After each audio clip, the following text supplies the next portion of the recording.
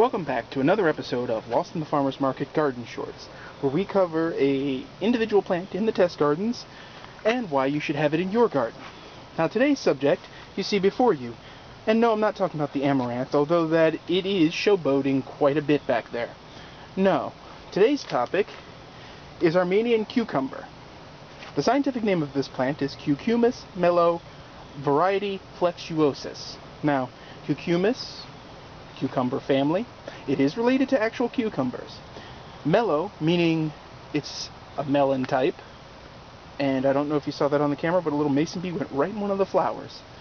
That answers my other question, naturally. And flexuosus refers to the unusual undulated shape of the fruits, or in this case, actually melons. You see, Armenian cucumber is not a cucumber, it's actually a melon.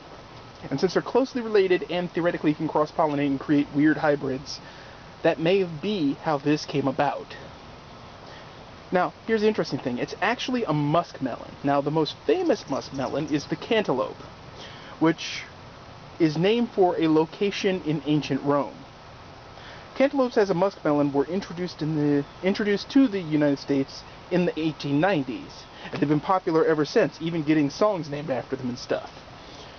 Now, the Armenian cucumber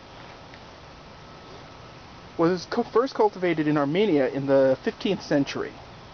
It has a bunch of different names, which is interesting. In Japanese, it's called the uri, U-R-I. In Turkish, it's called the akur, A-C-U-R.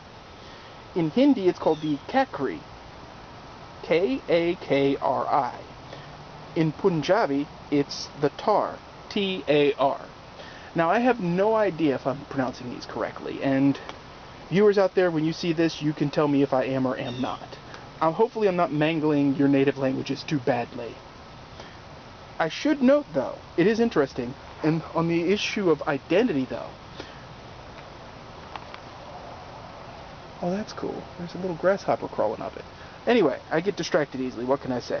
These are not to be confused with snake gourds, which are an entirely different species, grown a different way.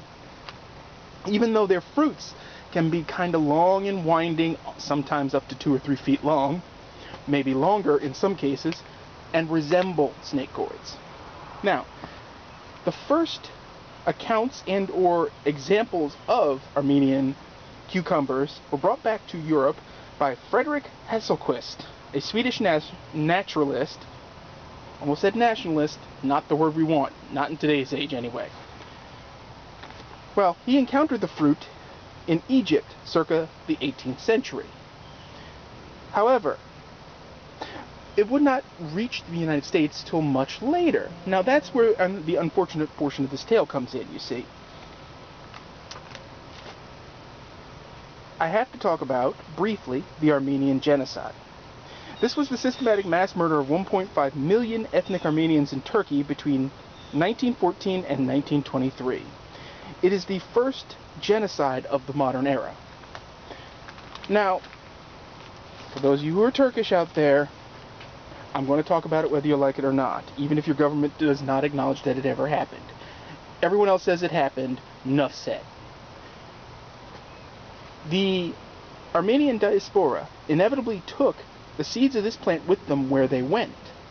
Now, I would presume, given that it would be the post-World War I era, that the Armenian cucumber arrived in the United States before World War I. However, records are spotty at best, and it's hard to really track down the arrival points and growing and so forth and so on. But I do have a hard lead here. You see, in 1959, an Armenian cucumber was grown, and it was so large that it made the front page of an Arizona newspaper, along with its grower, a woman named Anna Gaberian. I probably mangled the poor woman's name. But I've seen the picture, and it's in black and white, and she's cradling this massive thing. It's an Armenian cucumber. It's big enough to be a baseball bat. She really should have gotten an endorsement from Louisville Slugger, in my opinion, but that's beside the point. Growing Armenian cucumbers is fairly easy. They don't really require much. They do require water, of course. They are drought tolerant, They don't mind full sun, as you can see here, and I'm going to raise the camera level. They are vining. So they're like vining cucumbers in that regard. And down low there, I'm going to zoom in for your delight. See that little thing sticking out? No? Right there, dead center. Look at that. That is a cuke on the form, that little white fuzzy thing. I know them probably ruining the camera's clarity by zooming in like that, but you had to see it. Now, what's interesting about Armenian cucumbers is that they are dioecious, meaning that they have a male flower and a female flower. They don't necessarily open at the same time, so objectively you want to get as much vine as possible so that ideally one of each is open somewhere on the plant at the same time as the other. This in turn guarantees pollination. Now you can see the little yellow flowers in my picture, and there are tons of them. Unfortunately, I'm not going to go and ask them what their birth gender is. I'm just going to let them do what they do. Armenian cucumbers are aggressively vining, but they won't necessarily choke anything out, though I am hoping this one gets up to my gutter system and I have to get smacked in the face by cucumbers to leave my back deck. That would be a funny story to tell at the garden meeting. How'd you get that black eye? Oh, I got smacked in the face by a cucumber. KG, you need to leave your sex life out of it. Still, as far as cucumbers go, or cucumber substitutes, Armenian cucumbers taste about the same, but they are a little bit sweeter because they are truly a melon. They have the same texture. They can be pickled. They can be put in salads. They can substitute regular cucumbers in anything. They don't have any spines.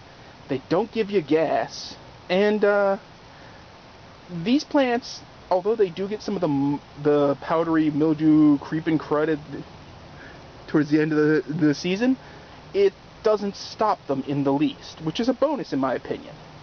They're basically the best thing since sliced bread when it comes to cucumbers, and you can see they grow in a pot, but you can also grow them in the ground on trellises. My trellis here is an old tomato cage, and then bamboo stakes were essential, and then I'm going to guide them over that away towards my rain barrels, and over the tops of my lentil experiment down there.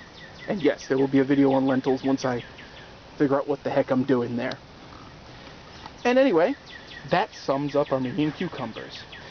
If you like this video, please click the subscribe button and turn notifications on. Leave a comment, like it, hit up the blog. Just, tell me what you think. This is the first of the third set of videos, and consequently, you notice a difference in video quality. I'm using a full-blown tripod now. Let me know if you like that. Beyond that, of course, you should have this in your garden, and as always, folks, keep them growing.